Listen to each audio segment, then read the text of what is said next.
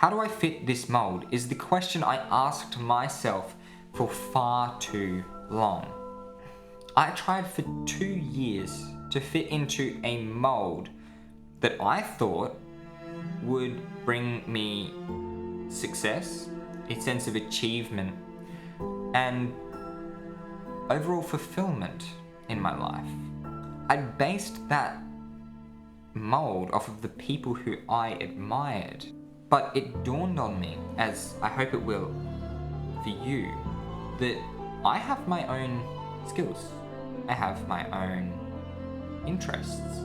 I have my own loves, and I have my own hates. We're all unique, and we have to realize at a subconscious level that just because he got what I want doesn't mean that when I follow in his footsteps, I will achieve the same levels of success, the same levels of acclaim, and the same levels of life freedom. Because you can't just force yourself into a mold and expect the same outcome when you're putting something different into it. And once I realized this, it left me feeling quite despondent because I had so many questions about what I was actually meant to be doing, what my life trajectory was. Because for the longest time I've been looking up to these people and thinking, man, if I could just do what they did, if I could just follow what they've done, then I would have those things. I would have the cars, I would have the freedom of where I live, the time to do the things I love to do. And when I realized that following someone else's footsteps won't get me there, that was a hard pill to swallow. In the short period that came after realizing all this, I would often ask myself, what do I do? What skills do I actually have that I could develop? And in that question was my answer once I inverted it. You see, no one else in my town has the exact skills I have at the age I have them at. And even if they did by some miracle, they're not thinking the same thoughts I'm thinking. They're not asking the questions of self that I'm asking myself. And that is what created my point of difference and made me realize, wait, maybe there's actually something in this.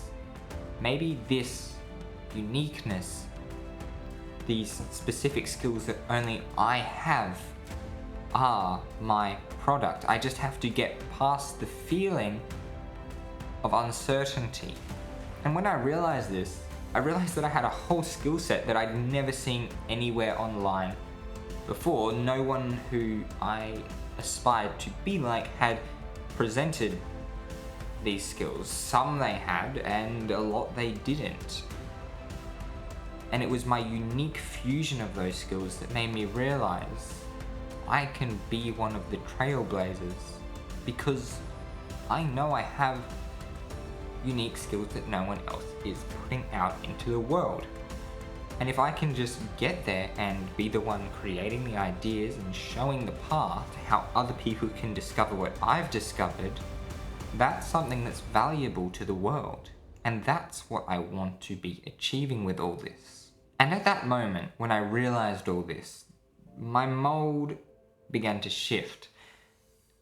And it began to look more like an image of myself. The reflection of myself in the mirror changed. I was no longer trying to force myself to be something I wasn't. I was able to just be, because I had this newfound confidence in that what I was doing was unique. It was uniquely mine. It was skills that only I had acquired. And the combination of these skills put together is what gave them value. You see, if I combine all my skills together and create a product out of that, that is the best possible product I can create, because it's using all of my knowledge, all of my intellectual property that I have spooled up over the years everything is going into this one product, which is a combination of everything I've learned. And this idea became later reinforced and has been many times over the past few months since I last posted content. But one that stands out is I was in a meeting discussing equity shares of a business and how things would look. What the difference between a profit split and equity shares is. That's a whole other story for a whole other day. But in summary, in equity shares, you lose your intellectual property that you put into the business. You can't take that and use it elsewhere, which makes sense. But at the same time, I realized, wait, I actually have an intellectual property. I have this sense of native IP that I can then portray and add value to a business or add value to myself and my own products. And that was just further reinforcing the idea that by using the skills that I had acquired throughout my life and putting them all into one product, one skill, one vehicle to deliver them, that is how I could provide the best value. So that's what I'm setting out to do. And that is why I don't want people pushing themselves into a mold that someone else is selling to them. Because I think that's wrong. That is other people trying to make money off you trying to discover the best version of yourself and how you can best help the rest of the world. And it's rooted in greed and a whole bunch of other evil human emotions and ideals. But that's okay, because we're going to change all of that. It takes some time, but with time, everyone who wants to do what we do will find their own mold and know how they can take what they've learnt, their skills, and turn them into a product. That is what we are working on and what we are building. I'll see you in the next one.